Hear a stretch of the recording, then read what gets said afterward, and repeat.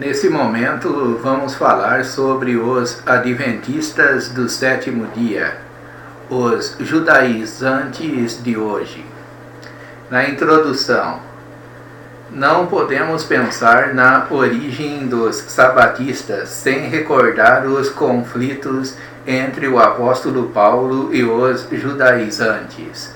A luta entre o legalismo e o evangelho da graça de Deus é muito antiga. Continua em tempos modernos no vigoroso programa dos adventistas do sétimo dia.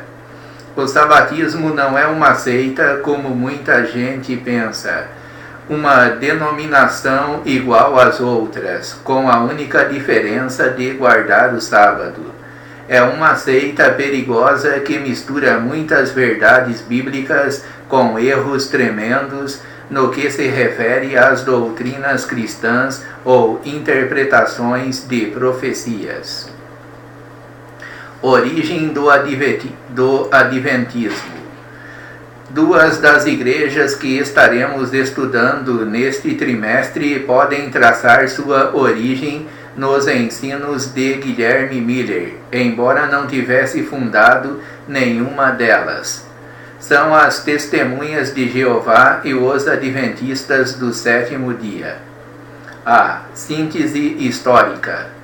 No princípio do século XIX houve um despertamento de interesse pela segunda vinda de Cristo entre os cristãos. Guilherme Miller, pastor batista no estado de Nova York, dedicou-se ao estudo detalhado das escrituras proféticas. Convenceu-se de que Daniel, capítulo 8, versículo 14, se referia à vinda de Cristo para purificar o santuário. Calculando que cada um dos 2.300 dias representava um ano, tomou como ponto de partida a carta de regresso de Esdras e seus compatriotas a Jerusalém em 454 a.C., e chegou à conclusão de que Cristo voltaria à Terra em 1843. Isto foi em 1818. B. O fracasso de Miller. Por um quarto de século, Miller proclamou a mensagem para classes especiais a cristãos de diferentes igrejas. O interesse dos crentes em relação à mensagem era crescente e o número deles ia de 50 a 100 mil pessoas, preparando-se para o fim do mundo. Muitos crentes doaram suas lavouras e se prepararam para receber o Senhor no dia 21 de março de 1843. Chegou o dia e o evento esperado não aconteceu. Miller revisou os seus cálculos. Descobriu um erro de um ano. Devia ser no dia 21 de março de 1844. Ao chegar essa data, nada aconteceu. Uma vez mais, um novo cálculo indicou que seria o dia 22 de outubro de mesmo ano. Porém, essa previsão também falhou. C. O arrependimento de Miller. Guilherme Miller, dando toda a prova de sua sinceridade e honradez, confessou simplesmente que se havia equivocado em seu sistema de interpretação bíblica. É preciso certa grandeza de alma ou graça do Senhor para reconhecer abertamente seu próprio erro. Miller a teve e não mais tratou de defender a interpretação que havia proclamado por um quarto de século. Porém, nem todos os seus discípulos estavam dispostos a abandonar a sua mensagem. Dos muitos que o haviam seguido, 3 se uniram para formar uma nova igreja, baseada numa nova interpretação da mensagem professada por Miller. O desenvolvimento da seita.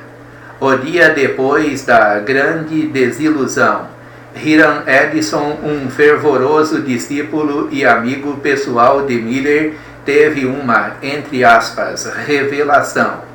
Nela compreendeu que Miller não estava equivocado em relação à data, mas sim em relação ao local.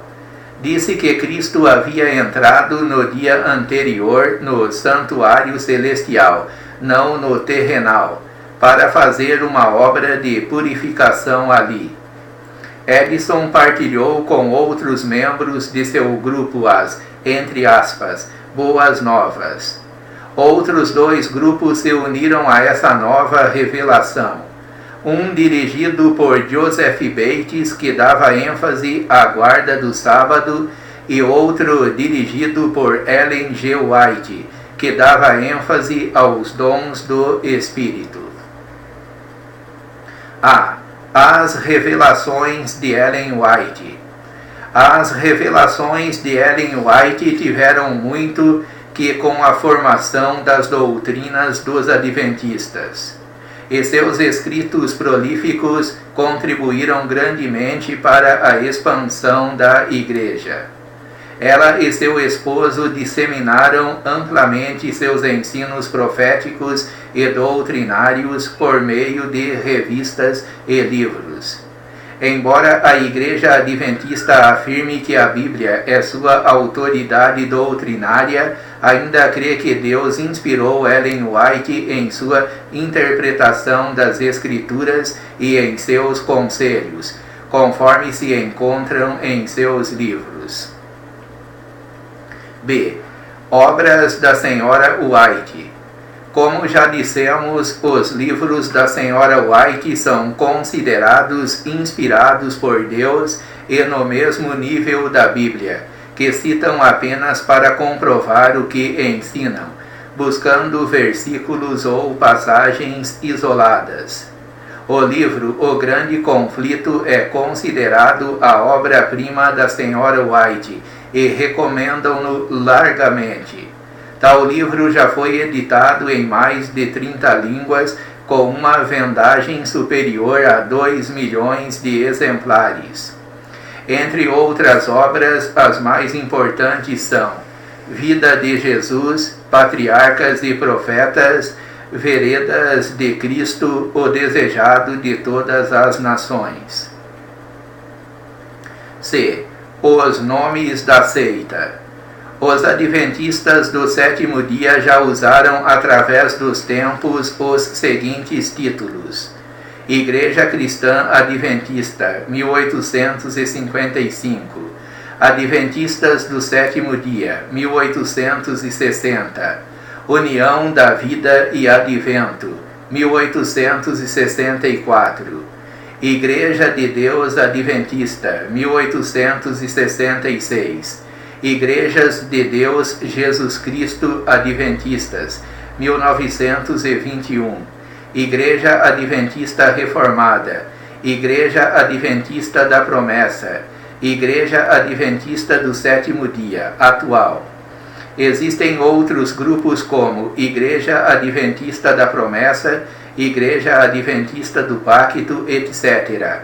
Porém, o mais importante é a Igreja Adventista do Sétimo Dia, conhecida como Sabatista ou Sabatismo. As doutrinas do Adventismo. Os sabatistas misturam algumas verdades com seus abundantes erros. Daí pode enganar aos que com sinceridade se lançam em busca da verdade. Normalmente citam a Bíblia, porém sem o cuidado de examinar o contexto. Embora muitas de suas doutrinas sejam ortodoxas, existem outras que desviam o crente do caminho real. Convém que os membros das igrejas evangélicas conheçam essas doutrinas e saibam como refutá-las, tendo em vista que eles também se dedicam ao proselitismo entre as igrejas evangélicas. Veja Mateus capítulo 23, versículo 15. A expiação incompleta. Os adventistas ensinam que Jesus entrou no santuário celestial no ano de 1844 e agora está cumprindo a obra de expiação.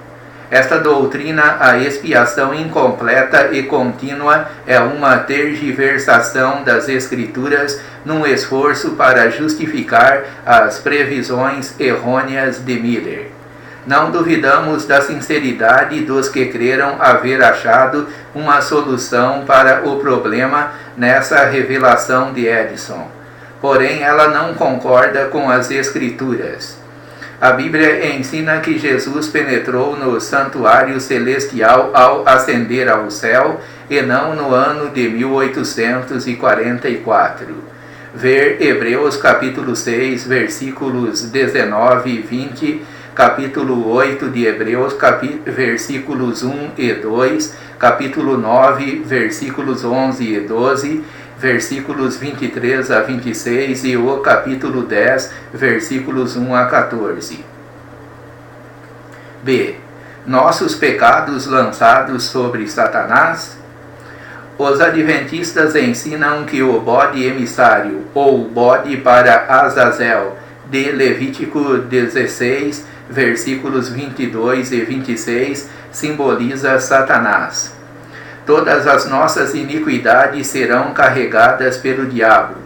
Segundo eles, durante o milênio, Satanás levará sobre si a culpa dos pecados que fez o povo de Deus cometer, e será confinado a esta terra desolada e sem habitantes. Parece fantástico que alguém que se diz evangélico aceite doutrina tão contrária ao Evangelho. Será que não se dão conta das implicações de tal ensino? Isto faria o diabo nosso co-salvador com Cristo. A expiação de nossos pecados seria realizada em parte por Cristo e em parte por Satanás. O simbolismo real desta passagem mostra Cristo levando sobre si os nossos pecados. Veja João capítulo 1, versículo 29. Eis o Cordeiro de Deus que tira o pecado do mundo. Ver também Isaías capítulo 53, versículo 6. Verdadeiramente ele levou sobre si as nossas iniquidades. Ver Hebreus capítulo 10, versículo 18, João capítulo 19, versículo 30, 2 aos Coríntios, capítulo 5, 21. A aquele que não conheceu o pecado, Deus o fez pecado por nós, para que nele fôssemos feitos justiça de Deus. E Romanos capítulo 8, versículo 32. C. O sono da alma. Os adventistas ensinam que as almas dos justos dormem até a ressurreição e o juízo final. Este sono da alma é um estado de silêncio, inatividade e inteira inconsciência.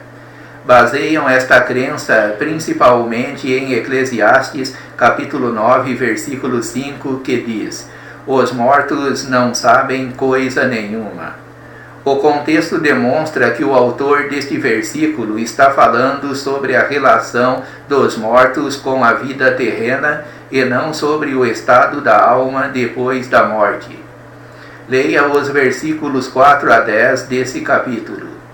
Provas bíblicas da consciência da alma depois da morte acham-se nas palavras de Paulo, quando diz que, ao deixar o corpo, estaria com o Senhor.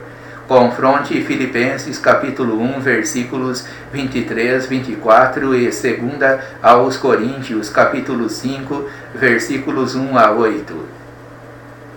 Veja também Lucas capítulo 16, versículos 19 a 31, Lucas capítulo 23, versículo 43. Quando Jesus disse ao ladrão arrependido: em verdade te digo, que hoje mesmo estarás comigo no paraíso. No Monte da Transfiguração, Moisés não estava silencioso, inativo e totalmente inconsciente, enquanto falava com Cristo. Confronte Mateus capítulo 17, versículos 1 a 6. Veja ainda Apocalipse 6, versículos 9 a 11, etc., que fala das almas debaixo do altar clamando a Deus para que Deus as vingasse daqueles que habitam sobre a terra e que causaram o derramamento de seus sangues.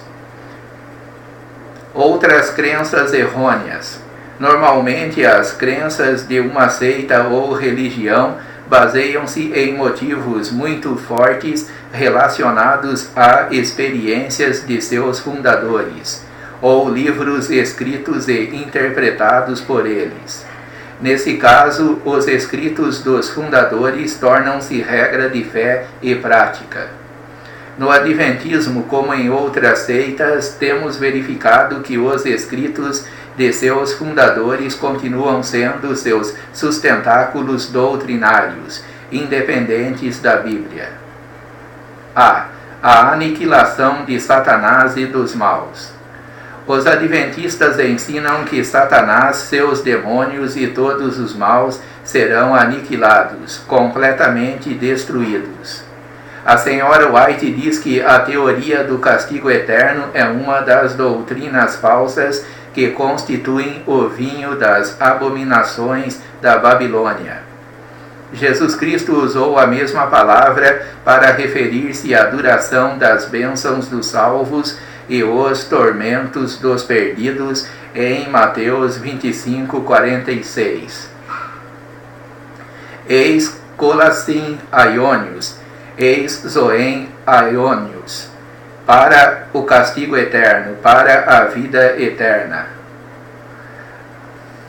Eterno, Aionius. Além disso, ele não disse aniquilação eterna, mas castigo eterno. Veja também Marcos capítulo 9, versículos 43 e 44. Em Apocalipse capítulo 14, versículos 10 e 11, vemos que os adoradores do anticristo serão atormentados, e o fumo de seu tormento sobe pelos séculos dos séculos. Isto não parece com aniquilação. Confira ainda Apocalipse 19, 20, capítulo 20, versículos 2, 7, 10, 15, etc. B. A observância obrigatória do sábado. Os adventistas ensinam que os cristãos devem observar o sábado como o dia de repouso e não o domingo. Creem que os que guardam o domingo aceitarão a marca da besta. A senhora White ensina que a observância do sábado é o selo de Deus. O selo do anticristo será o oposto a isto, ou seja, a observância do domingo. Vemos, pois, que o sábado é uma parte do pacto especial feito entre Deus e Israel. Ezequiel capítulo 20, versículos 10 a 13. Acho que a referência é Êxodo capítulo 20, versículos 10 a 13. O próprio Moisés explicou que era um memorial de sua libertação da terra do Egito.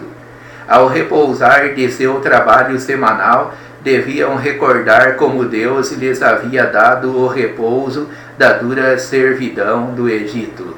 Deuteronômio capítulo 5, versículos 12 a 15. C. O sábado foi abolido.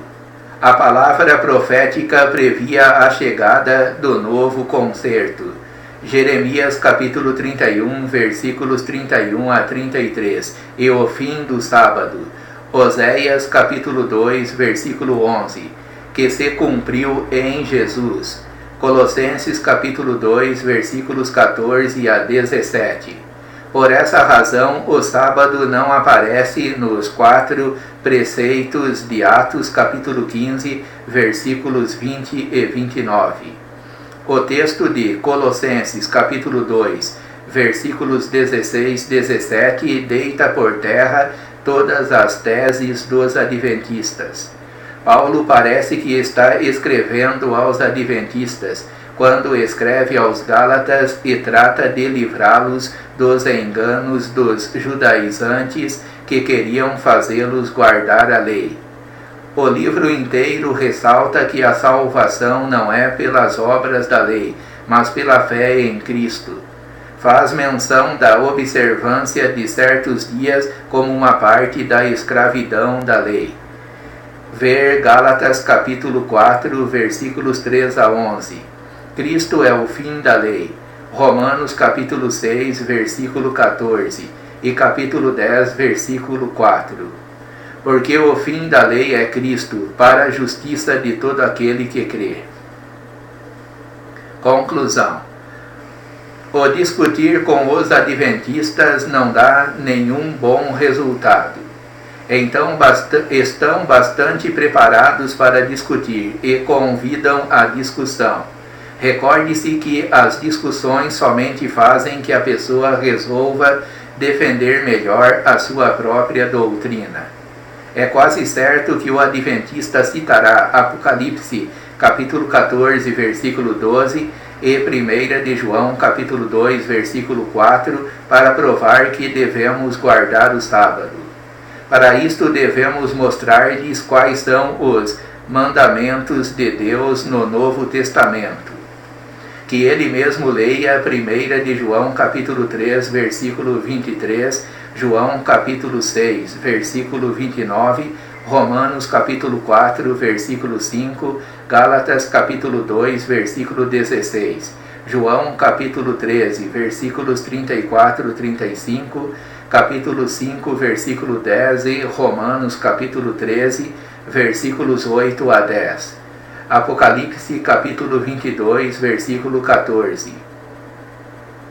Procure fortalecer sua fé na obra perfeita de Cristo e guiá-los a um repouso perfeito nele, fazendo-os ver que agora a pessoa pode ter a certeza da salvação. Amém.